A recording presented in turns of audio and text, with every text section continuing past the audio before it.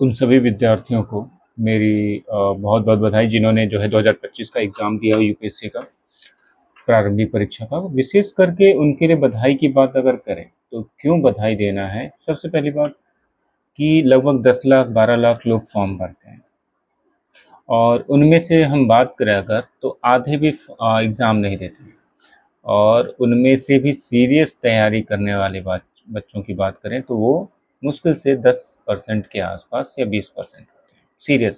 Serious in the sense जिन्होंने उसकी पूरी प्रिपरेशन कर रखी है, सिलेबस कवर किया, मॉक लगाए, प्रीलिम्स की अलग से तैयारी की, सिलेबस में मेंस का अपना पहले तैयार कर लिया, ऑप्शनल अपना पढ़ लिया। वो बेसिकली मैं मानता हूँ कि थोड़े सीरियस ज़्यादा बच्चे हैं। कई बार ऐसा होता है कि हम सीरियस उन बच्चों को भी शामिल करते हैं जिन्होंने थोड़ी लेट में इसकी तैयारी शुरू की, लेकिन उनकी रुचि इस तरफ अचानक से बनी और सारी चीज़ें, तो वो अपनी तरफ से पूरा मेहनत करते हैं। और साथ ही साथ अगर हम बात करें, तो इस एग्ज़ाम की सबसे ख़ास बात मैं ये मानता हूँ कि जो बच्चा एग्ज़ाम देने जा रहा है, वो अपनी तरफ से 100% देकर के जाता है और ये सबसे ख़ास बात है, किसी भी बच्चे की जो देने जा रहा है एग्ज़ाम। अब यहाँ पे मैंने इसीलिए कहा कि वो बहुत साहसी बच्चों में से आएँगे जो इस तरीके की परीक्षाओं में अपनी प्रतिष्ठा को ध्यान में न रखते हुए एग्ज़ाम में अपीयर करते हैं। देखो रिज़ल्ट कुछ भी हो, नेगेटिव, पॉज़िटिव, व्हाटएवर, ये मैं चाहता हूँ कि कल आप देखोगे, परसों देखोगे, बहुत सारे बच्चे नहीं देखते हैं। नहीं देखने वाले बच्चों को फिर से मैं कहता हूँ कि नॉन सीरियस कैंडिडेट की कैटेगरी में आते हैं, जो अपना कम से कम अपना एग्ज़ाम पेपर जो है मिलाते नहीं कि किस तरीके की चीज़ें हैं और क्या नहीं है। लेकिन सबसे बड़ी बात यहाँ पे ये होगी, जो सीरियस कैंडिडेट्स हैं अगर हम उनकी ही बात करें, तो उनके लिए मेरे कुछ सुझाव हैं जिन पे उनको काम करना चाहिए। पहला सुझाव ये है कि वो कल परसों जब भी हो, थोड़ा ऑथेंटिक सोर्सेज से अपने क्वेश्चंस को मिलाएं। एबीसीडी वाले प्रोसेस में मत फंसिएगा कि इस कोचिंग से मिला लिया, उस कोचिंग से मिला लिया। आपको जहाँ प्रॉपर एक्सप्लेनेशन सोर्सेज की जानकारी लगभग मिल रही हो, वहाँ से मिलाइए, ठीक है। दूसरी चीज़ है कि अपने आसपास में सीरियस कैंडिडेट्स एस्पिरेंट्स जो हैं उनकी स्कोर का थोड़ा-सा डेटा आप चेक करिए। बहुत सारा डेटा आएगा मार्केट में अभी, हाल-फिलहाल में आगे भी आएगा। हाँ, एक और बात, ये सोशल मीडिया पे कि इस बार मैंने तो इतना कर लिया, इतना लोग बता रहे हैं, वो काम नहीं आता। आपके लिए काम आएगा आपकी जानकारी में जो सीरियस कैंडिडेट्स हैं, जिनसे आप मानते हो कि थोड़ी अच्छी उम्मीद है या आप उनसे फाइट कर रहे हो, तो उनके स्कोर को देखो। सीरियस कैंडिडेट्स की बात कर रहा हूँ। ठीक है? उससे आपको अंदाज़ा मिल जाएगा। अगर 10 बच्चे ऐसे हैं आपकी जानकारी में, तो 10 बच्चों में किस तरीके का स्कोर जा रहा है, वो आपको बता देगा। दूसरी चीज़ है, मैंने क्यों मना किया सोशल मीडिया पे मत जाना। देखो सोशल मीडिया पे होता क्या है कि बहुत सारे अनर्गल डेटा आते हैं। अनर्गल इन द सेंस कि वो डेटा वास्तविक नहीं है। किसी ने लिख दिया मैंने 90 किए हैं, मेरे 80 सही हैं, तो ये चीज़ें मैटर नहीं करेंगी आपके लिए। क्यों? क्योंकि उन्होंने कभी मिलाया ही नहीं है। यूपीएससी में 90 और 80 सही होने का मतलब होगा वो बिरले ही हैं और बहुत ब्रिलियंट हैं। और आप यकीन मानो, ऐसे जो बच्चे जो लिखते हैं सोशल मीडिया पे मेरा 90 में 80 सही हो रहा है, आउट ऑफ मतलब अगर कहें तो 90 मेरे 80 सही है, एक्यूरेसी मेरी इतनी है, इस बार इतना ईजी पेपर था, इतना स्कोर जाएगा वगैरह वगैरह, ऐसा कुछ मैटर नहीं करेगा। आपका सीधा सा काम है, जेन्युइन तौर पे आप अपने ऊपर रिव्यू करिए। रिव्यू क्यों कह रहा हूँ? देखो पॉजिटिव होगा तो मेंस लिखना है, तो आप समय नहीं गंवा रहे हो। कल आप जब ये वीडियो देख रहे होंगे तो उम्मीद करूँगा कि तब तक कल आप मिलाना शुरू करोगे पेपर्स।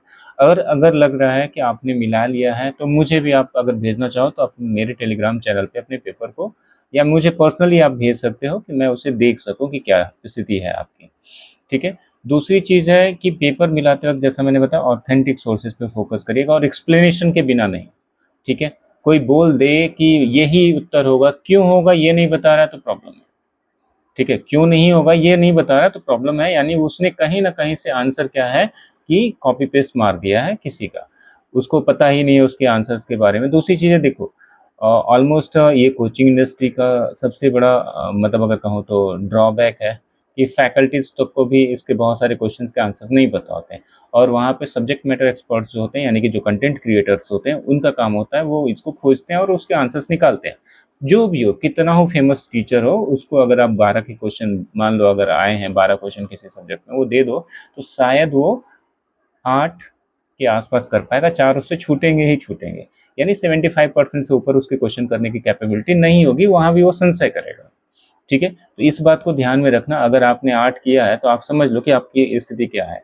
दूसरी चीज़ है, मिलाने के बाद थोड़ा-सा लॉजिकल रहना, किसी भी क्वेश्चन में आप अपनी ज़बरदस्ती मत करिएगा कि नहीं मैं तो सही हूँ, बाकी ने जो बोला वो गलत है। वो क्यों कह रहा हूँ, क्योंकि आपको ये पता होना चाहिए कि ऑथेंटिसिटी कहाँ से आएगी। आप रिसोर्सेज देख लो, क्रॉस वेरीफाई कर लो, गूगल करिएगा। जिन आंसर्स के बात करें, जिन क्वेश्चंस के आपको आंसर्स नहीं मिल रहे तो वहाँ पे गूगल कर सकते हो, लेकिन ज़्यादा ज़रूरी होगा कि आप जो है थोड़ी ऑथेंटिसिटी पे फोकस रखना, कि मतलब अपनी ज़बरदस्ती नहीं हो उस क्वेश्चंस में। अगर ऐसा कोई क्वेश्चन लग रहा है जहाँ पे कोई आंसर नहीं मिल रहा है, आप उसको एलिमिनेट करो, हटा दो, निगेटिव मान लो अपने लिए, ठीक है? कल को वो अगर पॉजिटिव होता है तो आपके लिए स्कोर बढ़ेगा, सिंपल सी चीज़ है, आपका रिजल्ट पॉजिटिव हो सकता है, बस इतना ही होगा। नेगेटिव तो नहीं जा सकता ना, बुरी स्थिति तो नहीं बनने जा रही कि आपने बोल दिया कि मेरा पॉजिटिव है एंड देन नेगेटिव हो रहा है, ये चीज़ नहीं होगा।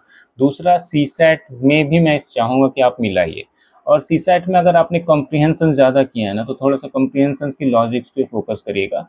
किसी भी जगह जो एक्सप्लेनेशन आ रहा है वो ज़बरदस्ती हो सकता है, और मेरा तो मानना यही है कि यूपीएससी जब तक एक्सप्लेनेशन ना दे कॉम्प्रिहेंशन में, तब तक तो हमारे लिए कॉम्प्रिहेंशन की स्थिति खराब ही रहती है, ठीक है? मतलब आप 60-70% की एक्यूरेसी रख सकते हो, उससे ऊपर के लिए जाने के लिए आपको यूपीएससी के आंसर्स का वेट करना ही पड़ता है, ये सच्चाई है।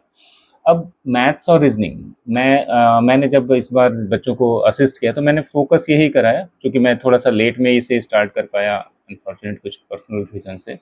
तो मैंने उनको यही बोला कि आप ज़्यादा से ज़्यादा मैथ्स और रीजनिंग पे फोकस करना, वहाँ से एक्यूरेसी आपकी मिलती है। अगर आपको कोई सॉल्व करके दिखा रहा है कि भाई ये आंसर होगा, दैट मीन्स वही आंसर होगा, फिर उसमें कोई इफ एंड बट नहीं होता।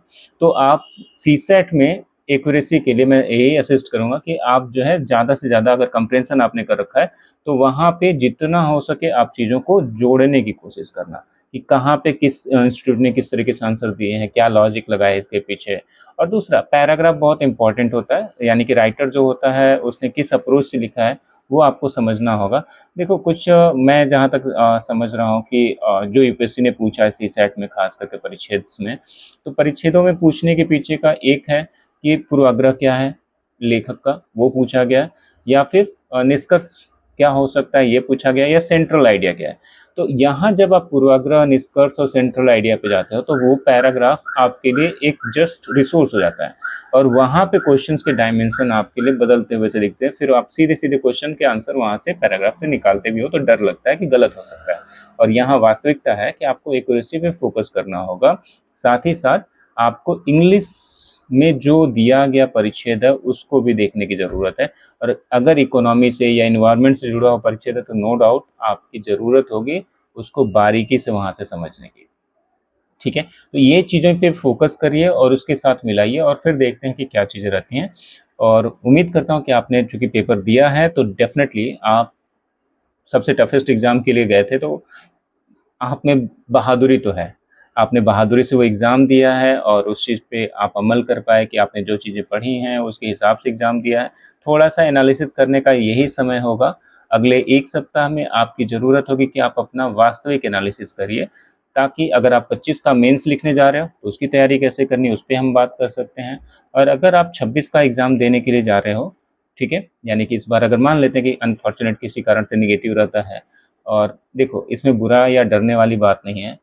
लगभग हम जानते हैं कि यहाँ पे अगर देखा जाए तो मेंस लिखने वाले बच्चों की संख्या बहुत होगी तो 10 से 12 हज़ार के बीच में होगी, ठीक है? 5 लाख, साढ़े 5 लाख लोग बैठे हुए हैं, तो ज़ाहिर-सी बात है इसमें बाकी जो 4,90,000 के आस-पास बच्चे होंगे एवरेजन, वो नेगेटिव रिज़ल्ट ही उनका होना है, ठीक है? अब ये चीज़ हमें पता है तो इसके हिसाब से हमें चलना होगा, हम उसी तरीके से चलें तो ज़्यादा अच्छा है। क्लियर? तो अपने आप को ये मत मानना कि अगर आपका रिजल्ट नेगेटिव रहा तो आप कैपेबल नहीं हो, या आपकी कैपेबिलिटी नहीं है कि आप डिज़र्व नहीं करते यूपीएससी को, ऐसा कुछ नहीं है।